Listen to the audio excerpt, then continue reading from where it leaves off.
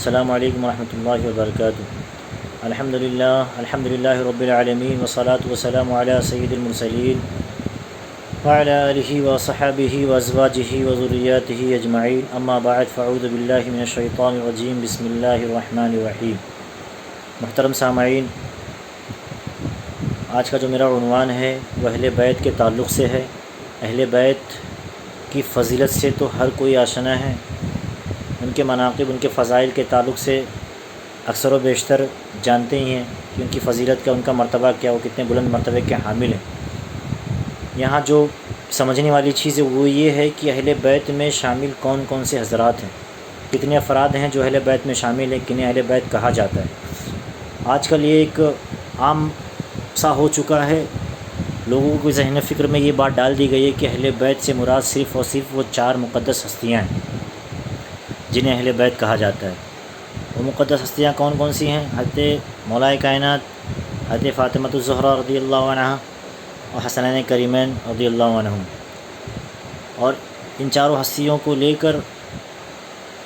حضور صلی اللہ علیہ وسلم کو ملا کر پنجتن پاک، پھر انہیں ہی اہل بیت کہا جاتا ہے، ایسا مشہور کر دیا گیا ہے۔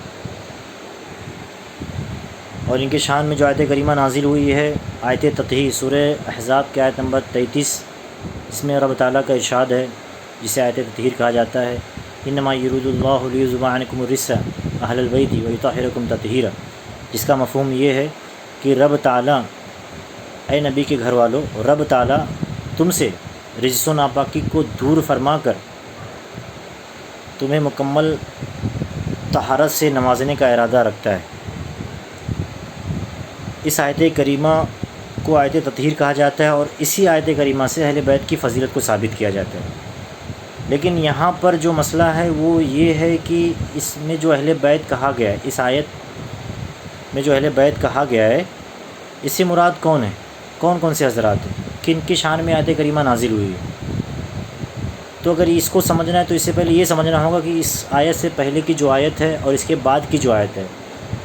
اس آیت کے پہلے کا جو مضمون ہے وہ کس کے بارے میں ہے، اور اس آیت کے بعد کا جو مضمون ہے وہ کس کے بارے میں ہے۔ تو آئیے دیکھتے ہیں۔ اس آیت نمبر 33 کے اوپر آیت نمبر 32، 30، 29، 28، آیت نمبر 28 سے ہی، سورہ احزاب کے آیت نمبر 28 سے ہی نبی صلی اللہ علیہ وسلم کی ازواج کے تعلق سے رب تعالیٰ کا خطاب ہے۔ رب تعالیٰ نبی صلی اللہ علیہ وسلم کی ازواج کو مخاطب فرما رہا ہے، آیت نمبر 28 میں بھی، آیت نمبر 29 میں بھی رب تعالیٰ نے انہیں ازواج کے تعلق سے بیان فرمایا، آیت نمبر 30 میں بھی انہی کا ذکر ہے، آیت نمبر 31 میں بھی انہی کا ذکر ہے، آیت نمبر 32 میں بھی انہی کا ذکر ہے، اور آیت نمبر 33 جسے آیت تطہیر کہا جاتا ہے، اس کا جو آدھا حصہ ہے اس میں بھی اہل بیت کا ذکر ہے، اور پھر اس کے بعد میں اس آیت کے بعد والی جو آیت، آیت نمبر 34، اس میں بھی نبی صلی اللہ علیہ وسلم کے ازواج کا ذکر ہے۔ تو اگر اس آیت کا سیاق و سباق دیکھا جائے، اس کا مضمون دیکھا جائے، اور یہ اس کے نزول کا جو طریقہ دیکھا جائے کہ یہ رب تعالیٰ نے اس آیت کو کس کے لیے مخاطب، کس آیت کے لیے نازل کیا اور کس کے بارے میں ارشاد فرمایا،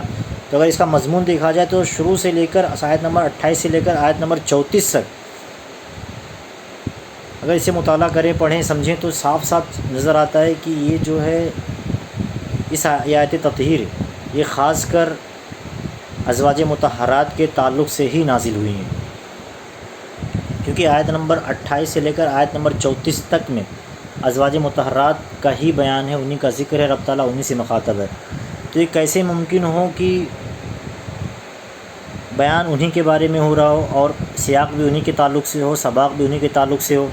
اب بیچ میں آپ یہ کہتے ہو کہ نہیں یہ جو ہے آیت ہے، یہ آیت تطہیر ہے، یہ کسی اور کے حق میں نازل ہوئی ہے، ان کے حق میں نازل ہی ہوئی ہو، یہ تو ممکن ہی نہیں ہے۔ اس کا ایک طریقہ اور ہے جو یہ حضرات یہ ثابت کرتے ہیں کہ اہل بیت سے مراد نبی صلی اللہ علیہ وسلم کے گھر سے والوں سے مراد وہ 4 مقدس ہستیاں ہی ہیں۔ اس کی وجہ یہ ہے کہ اس میں اہل بیت کا لفظ ہے، اور اہل بیت جو ہے مذکر کا لفظ ہے، مردوں کے لیے ہی استعمال ہوتا ہے۔ تو اس کا جواب اس طریقے سے بھی دیا جا سکتا ہے کہ اگر اہل بیت سے آپ یہ مفہوم مراد لے لو کہ اہل بیت مذکر ہے اور یہ مردوں کے لیے ہی آیا ہے، تو آئیے قرآن کریم سے اس نظریے کا، آپ کے اس نظریے کی تردید کرتے ہیں، اور اس نظریے کے آپ کا نظریہ کیا ہے اور قرآن کا نظریہ کیا ہے، اس کو قرآن پاک سے سمجھتے ہیں۔ قرآن نے کیا اصول بتایا، قرآن نے کیا طریقے بتائے ہیں، اور قرآن نے کس کو اہل بیت کہا ہے، قرآن کریم سے سمجھا جاتا ہے۔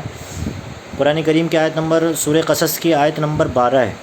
حضرت موسیٰ علیہ السلام کا واقعہ ہے، اور جب آپ کی ولادت ہوتی ہے تو آپ کی والدہ جو انہیں چھوڑ دیتی ہیں پانی میں، اور آپ کی جو ہمشیرہ، آپ کی جو بہن رہتی ہیں، آپ کا نگرانی کرتی ہیں، اور آپ حضرت موسیٰ علیہ السلام فرعون کے گھر پہنچتے ہیں، فرعون کے گھر والے انہیں لیتے ہیں، تو حضرت آپ کی جو ہمشیرہ رہتی ہیں وہاں پہنچتی ہیں، اور فرعون کے گھر والے جو ہے نا دائیا بلاتے ہیں تو کسی کا دودھ پیتے نہیں ہیں۔ اس آیت کا ذکر آیت نمبر 12 میں ملے گا، سورہ قصص کی آیت نمبر 12 میں۔ تو یہاں پر حضرت آپ کی جو ہمشیرہ رہتی ہیں وہ جا کر کہتی ہیں، فقالت، قرآن کریم کیا کہہ رہا ہے، فقالت هل ادلکم علی اہل بیت، کیا فرما رہا ہے رب تعالیٰ، اور فقالت، تو وہ کہتی ہیں، یعنی آپ کی ہمشیرہ کہتی ہیں، هل ادلکم علی اہل بیت، کیا تمہیں ایسے گھر والوں کے بارے میں نہ بتاؤں جو ان کی کفالت کر سکیں، جن کا دودھ وہ پئیں۔ اہل بیت یہاں حضرت موسیٰ علیہ السلام کی والدہ کے تعلق سے آ گیا ہے۔ آپ کی والدہ بھی مذکر نہیں مؤنث ہے، لیکن ان کے لیے نبی کی والدہ ہیں، ان کے لیے رب تعالیٰ نے سورہ قصص کی آیت نمبر 12 میں اہل بیت کا لفظ استعمال فرمایا ہے۔ اب اسی طرح ایک اور مضمون آپ دیکھ لیں، سورہ ہود کی آیت نمبر 73، جس میں حضرت سارہ ابراہیم علیہ السلام کے واقعے کا ذکر ہے کہ آپ جو ہے آپ کو کافی عمر کے بعد جب بیٹے کی خوشخبری، ایک عمر رسیدہ ہو چکے رہتے ہیں، اور پھر اس کے بعد میں فرشتے جو ہیں آپ کو ایک خوشخبری دینے کے لیے تشریف لاتے ہیں، تو وہاں وہ تعجب کرتی ہیں کہ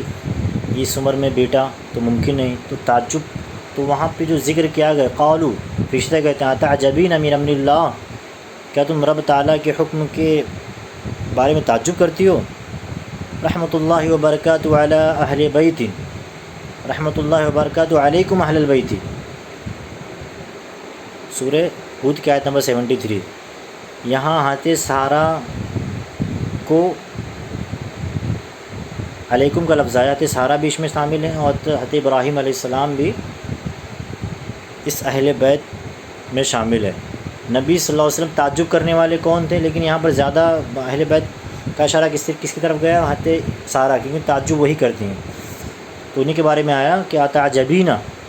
مؤنث کا صیغہ ہے کہ کیا تم تعجب کرتے ہو رب تعالیٰ کے حکم سے، پھر انہیں اہل بیت کے خطاب سے مخاطب کیا گیا،